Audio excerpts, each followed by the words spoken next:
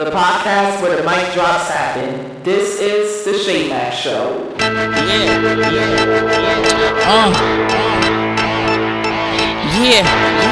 Okay. Ready, let's go. You wanna win? Yes, sir. How it goes? Get ready, let's go. Go hard or go home. Hard or go home. Go hard or go home. Hard or go home. Go hard or go home. Hard or go home. Go hard or go home. Hard or go home. They can't stop you. No, they can't stop you. No, they can't stop you. They can't stop you. Okay, welcome to the first ever episode of the SHAE Show. I am kicking off this episode and kicking off this show with, of course, repping the WNBA to all of you uneducated fools. Of course, I had to bring somebody on this show that's really special to the WNBA, special to women's sports media. My very special guest, the first ever special guest I had on the show, Chauntiel Jones. Chauntiel, how are you doing today? I am doing great. Looking forward to watching the end of this Fever in Atlanta game. But other than that, I am good. How about you? I'm doing all right. It's just so hard to keep up on things. I thought in the WNBA, I would never be able to say that because the lack of streaming that, we've been having over the years, but now it's finally starting to get its overdue attention that it well deserves. But before we start talking ball, before we get into the WNBA, I would like for you to introduce yourself more of your journey in sports, where you got started, things you're into, etc. For sure. So I actually originally started playing sports probably like when I was at the age of 3. That's when I actually started dribbling the basketball. I didn't play any AAU or anything like that. So I actually started playing on the actual team when I got to middle school. So middle school, high school, that's when I started playing basketball. And then my freshman year, that's when I started running track. Ended up going to state my junior year as I was running track. So I went to state my junior year, my senior year, placed 5th at states my junior year, and I finished 11th at states my senior year. And then from there, I ended up getting a scholarship to run track at Indiana Tech here in Fort Wayne, Indiana, where I became a national champion, a multi-time All-American, and also a Hall of Famer. And then from there is when I got into becoming a WNBA sports agent. Yeah, sounds good. So you said that you got started in all your collegiate career, your high school career led you to becoming the WNBA agent. How did you becoming a WNBA agent get started? Can you get more into that? Yeah, so I think it started when I was in high school. So I thought I was going to go to the W when I was in high school, and then I realized that was not going to work. So for me, it was trying to figure out, what other sports can I get into, or what can I do to still be a part of sports and still be able to make a difference. So that's when track and field came in. And then that's when I was able to get my scholarship to go to Indiana Tech. And then from there, that's when I started tapping into my resources, my advisors, seeing what else was there. Cause I also thought I was going to go to the Olympics, but then I realized they was moving too fast. Like zebras out there. So that's when I realized, okay, I can't go to the W. I can't run in the Olympics. So I asked myself again, what can I do that can still keep me in sports where I can still be able to make a difference? And then somehow being a sports agent just fell in my lap because I know nothing about it. So it just fell in my lap. And then from there, I think my junior year, my advisor put me in contact with somebody who was an NFL agent who was also a law professor at the school. So got the opportunity to connect with him, do stuff like that. He helped me put my company together. He helped me research a lot of things and make sure that we did everything the right way. So from there, actually go back a little bit. I actually got an internship at a small sports agency in Dallas, which was called Max Sports Group at the time. So I was there for about a year or two. And then, like I said, my senior year is when I actually started to get into it and talk to that NFL agent who was at the school. He helped me establish the business. He helped me start the business, which was in 2015, my senior year, and I've been going ever since. Oh, wow. Yeah. Cool experience. So, obviously, when you are an athlete, upcoming, your dream is to play in the big leagues. Sometimes it works out well for people, sometimes it doesn't. But I think the part that everybody just misses out on the most is you can be impactful in sports, without being an athlete, because For sure. every athlete needs an agent, every athlete needs a coach, every athlete needs a great GM, because those are the ones who are going to me are going to set the foundation and the tone of how the organization that those athletes represent are going to play out. So it's very great that you found your way to make yourself impactful to women's sports, because to be honest, we need more women agents. We do, Amen. especially representing the W, who, like we both already established, is now just starting to get a glimmer of the attention that it deserves. But we both know it should have gotten that off the get go. But now that we, discovered your journey, explained everything, let's hop into the WNBA, because mainly that's what we on this show for. All right. So obviously the Eastern Conference, me being an East Coast girl, I'm looking to see who's going to come out the East this year, because you have the Liberty, who were right there and unfortunately fell short to the Aces in their home turf of, the Barclays Center in Brooklyn last year Hmm. in the WNBA finals.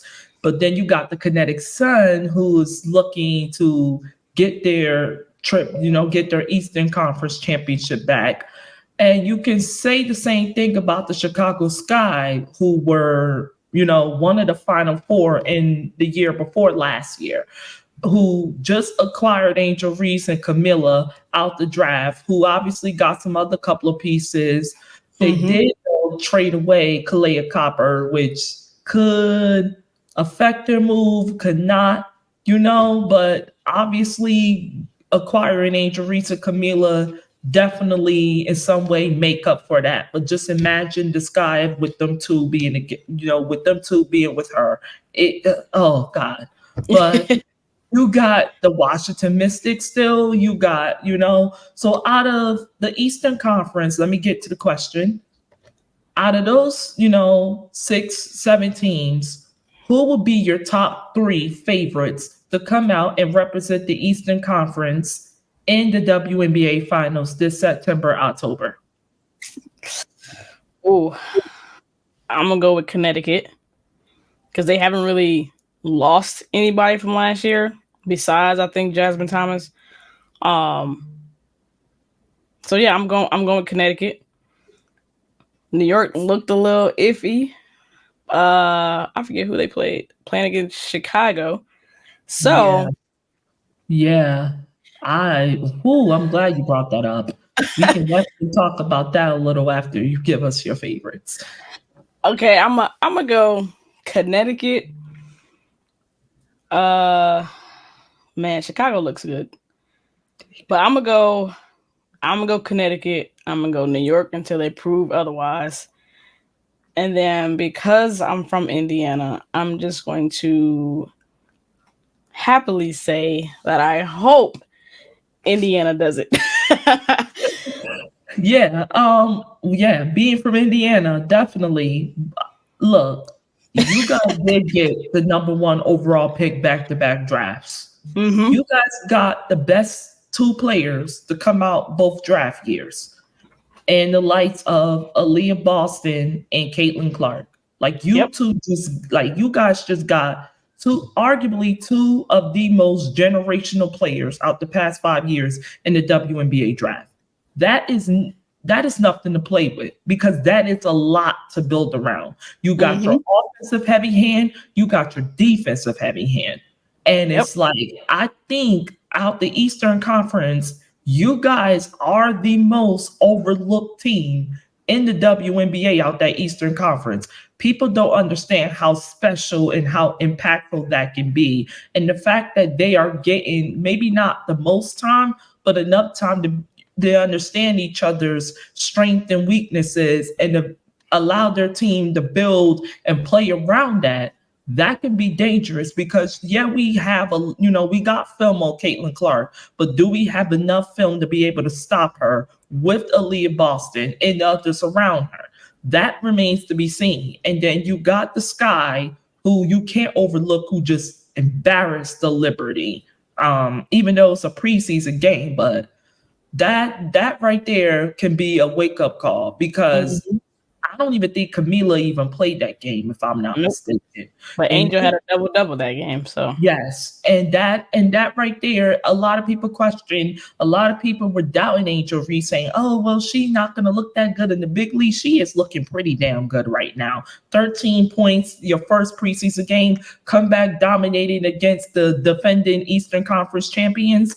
That says a lot, and to be able to take it to Brianna Stewart out of all players in the league, that is a statement maker. And I think the future is bright for Angel Reese. I really do. And I think the future is bright for the Chicago Sky if they keep the team around her and Camila, because it's clear as day that that's who the future is going to be determined by. oh yeah, them and Dana Evans. Oh my God. See, so many players, you forget about those who were there. Sorry, Dana. It was no disrespect. It's just oh, that's going to be a juggernaut. I think the Eastern Conference this year is going to be a juggernaut. I think New York is going to be favored because of what they've done. And, they acquired, they still got Sabrina Ionescu, they still got Brianna Stewart. So I think that that's what everybody's looking at is from an experience factor. But the Sky made their statement. The Fever still got something up their sleeve with Clark and Boston, and then you still got the Washington Mystics with Cloud, and you got a lot of heavy hitters in the Eastern. You can't forget about Alyssa from Connecticut. You can't forget about them girls up there, like you said. So I could definitely understand why you favored them because they were in the finals with the Aces the year that people like I favored the Sky because of the duo of Kalea Copper and Candace Parker, who I thought no one in the Eastern Conference can stop, but they found their ways. So I think the Eastern Conference is really going to be a juggernaut.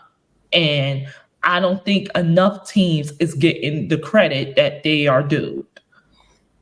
For sure. All right. Anything you'd like to add before we move on to the Western Conference? Nope, just ready to see the East. Yeah. But speaking of the Western and conferences, we got to get to the West. I think, even though we can both agree that the Eastern Conference is going to be more stronger, more tougher in competition because of all the things we mentioned and some things that may slip our minds, but we can agree that the Aces, as of right now, is the team to beat in the WNBA. Oh, Aja Wilson just dominating, picking up where she left off. You got Kelsey Plum just playing from the rim, shooting threes out the socket. Then you still got Chelsea Gray, and you still have Jackie Young. And then obviously Becky Hammond, can make something out of nothing. That can be problematic for any team, let alone the conference finals, the Western Conference. So speaking of which, we all know that the Aces are in the conversation for this, if not the conversation. But what would be the other two teams that you will put in your top three to come out the West? Seattle.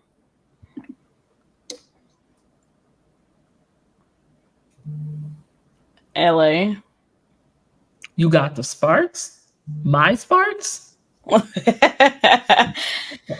I mean, they picked up some good people. They picked up some good pieces. What about the Mercury?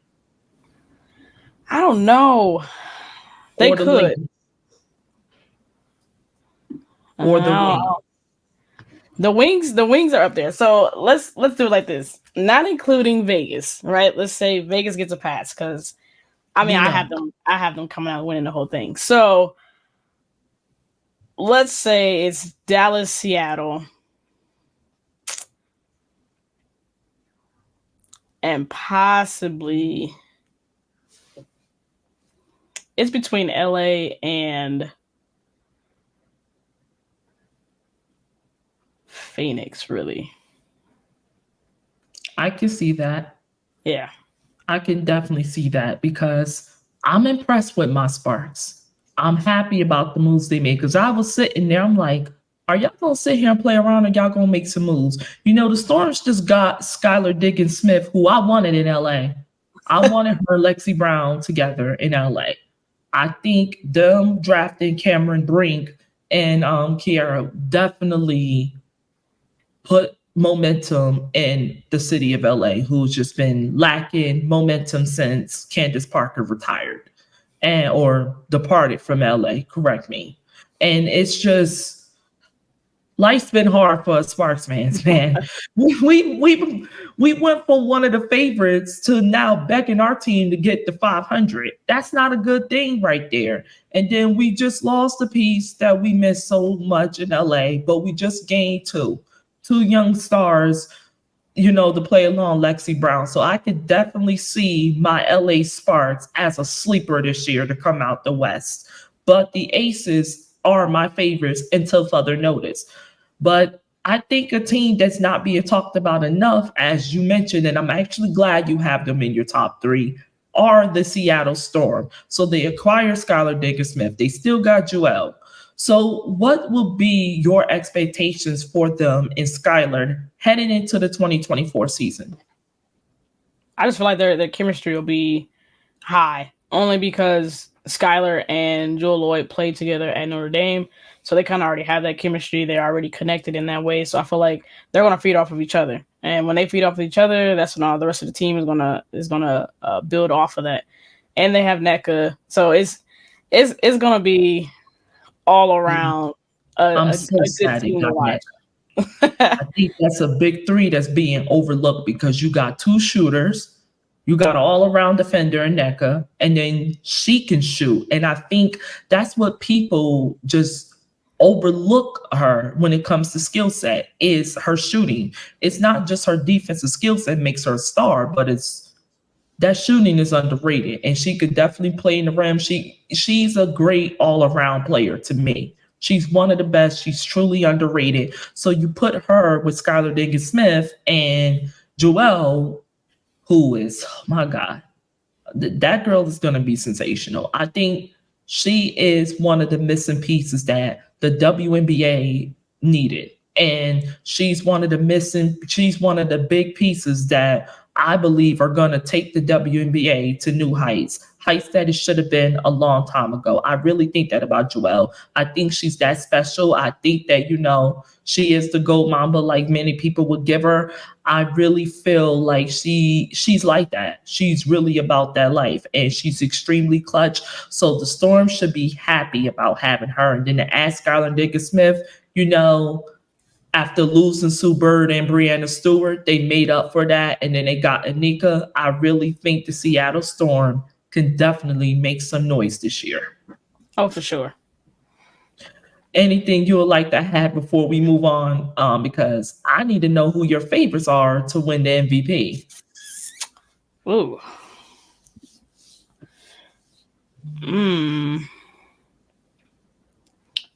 It's hard to say off rip. I don't know. All I can go off of is last year. Yeah. Asia Wilson is your defending, so it's like, should she be the favorite? Well, Stewie won last year, so it should definitely, if you go off of last year, Asia, Alyssa Thomas.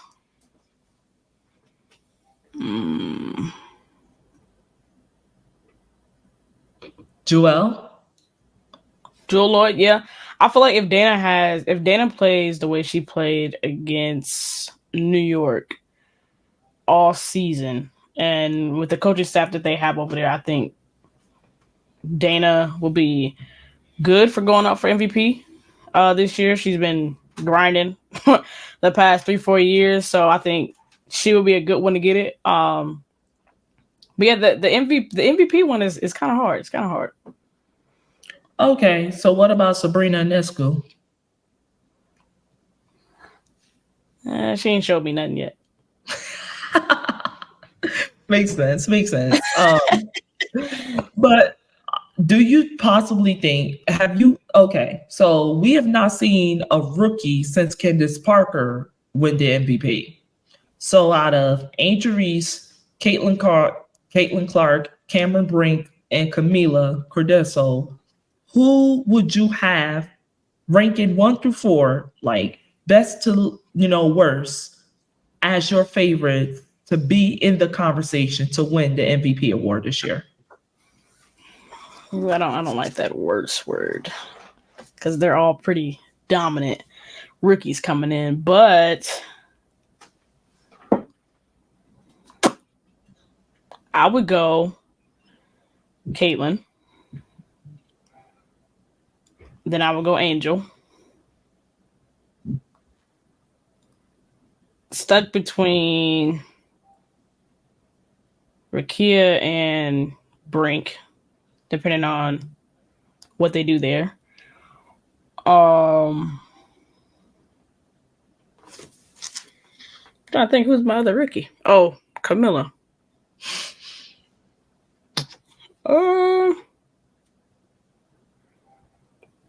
I might put Camilla 4. Makes sense. Makes sense. But yeah, Caitlin Clark this year. Indiana Fever, playoffs or bust?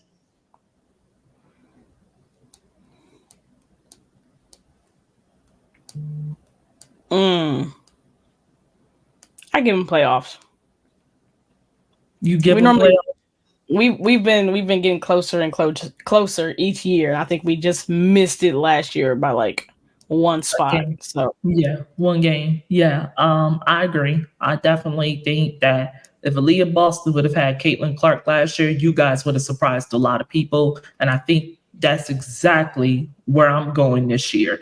People, like we already established, people don't understand, outside of the viewership and the publicity, take that away, we're talking about on court, the impact Caitlin Clark is about to make on the Indiana Fever. If you thought that Aaliyah Boston was dominant before, now just imagine now that she has some reliable backup, young backup who is definitely ready for the big stage now in the big leagues on her side. So we talked about games, we talked about favorites, we talked about rankings. So who would be your games that you would be looking forward to the most this year? Oof.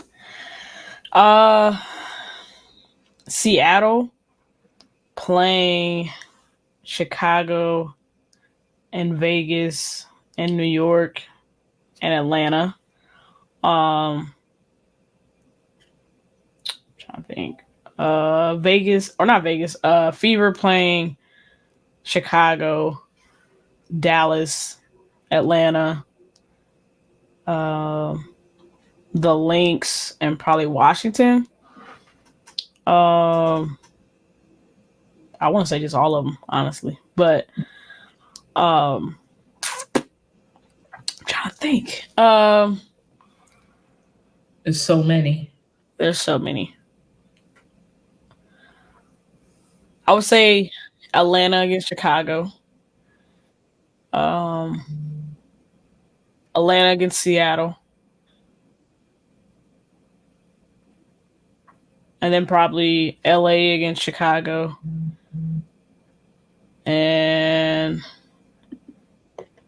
I'll tell you this much. So let's go Vegas against Chicago, Vegas against Seattle, Vegas against Indiana, and yeah, I think that's it. Only because Deasia Fair is on Vegas, and I really want to see her go up against the Skylar Dickens and the Ryan Howards and all those other ones.